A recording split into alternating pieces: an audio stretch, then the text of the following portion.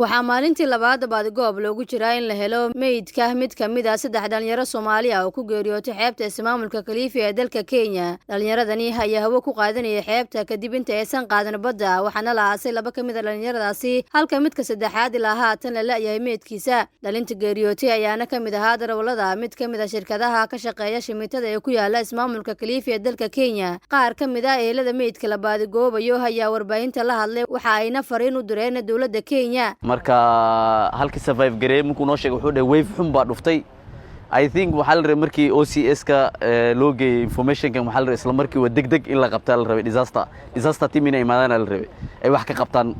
Marka dawladda xaggeedana way daahiyeen arinta waan ka xunahay. midka kale ilaaha duwa naga maqan yahay walaa alool xumo zaidana haysa ilaahay noo sahla ragiyo dumar boo hor ma jirto ku tooka xalay saaka intaan hergalnay. waxaan u imaanay maanta waa maalin ma aragtay xanuun badan waxa waaye 3 wiil oo reegaaris ah ya halkan ku geeriyoodeen oo badda ku dhaceen.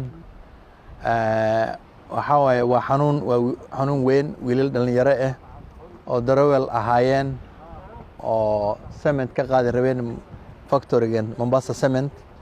ilaahay dadka ha u naxariisto, ilaahay dadkii laga geeriyoodana samar ilaahay ha siiyo.